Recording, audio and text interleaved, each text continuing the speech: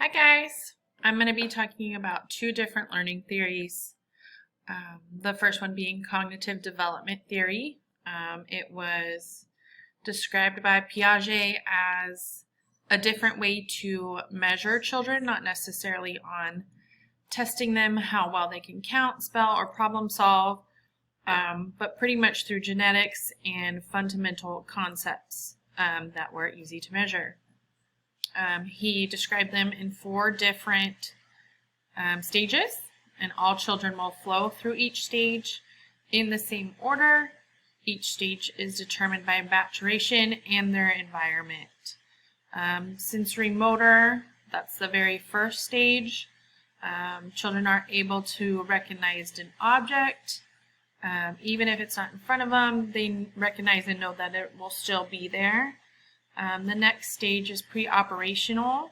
This stage where children are able to have an object or person stand for something else to symbolize something.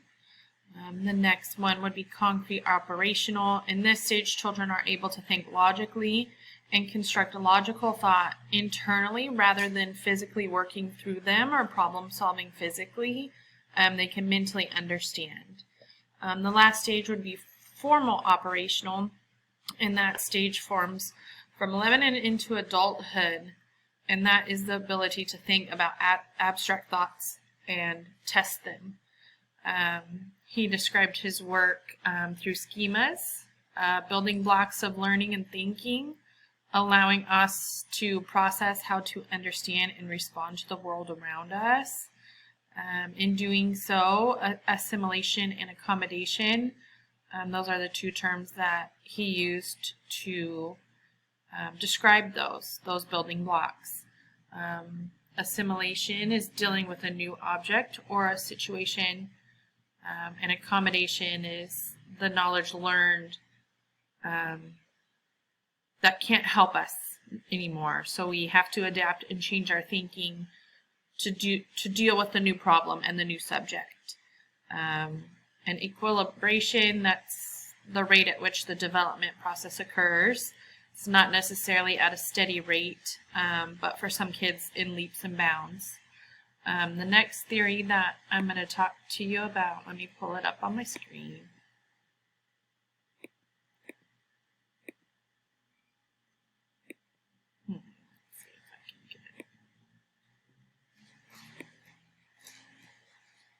And the next theory I'm going to talk about is sociocultural theory, also known as zone of proximal development, abbreviated ZBD.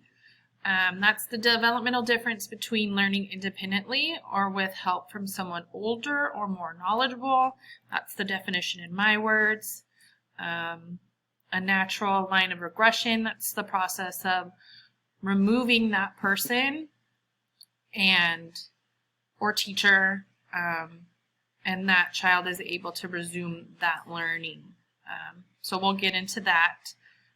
Cultural tools, those are teachers, adults, more knowledgeable others.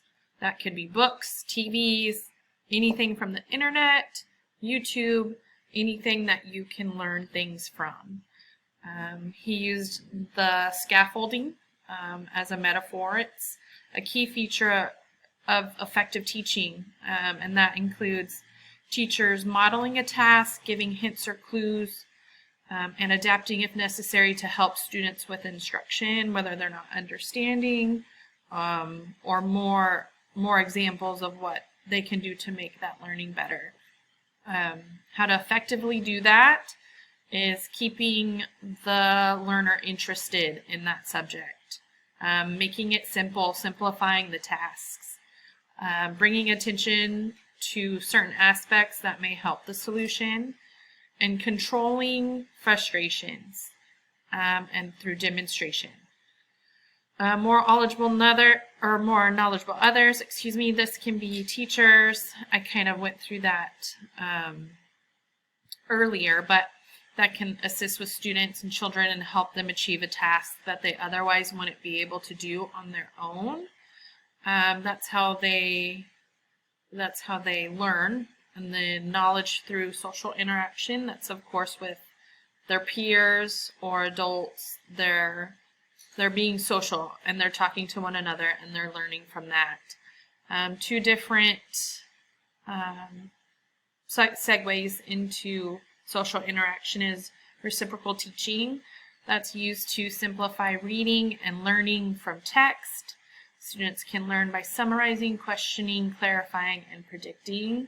The older we get, the better we are at this, and it becomes easier, and it's what we use throughout our lives. And then last, collaborative learning, and that is with a group of students, a group of peers. Some that may be advanced and more knowledgeable, they can get together with the ones that are not to help them with that process. So those are the two theories, and I hope you enjoyed it.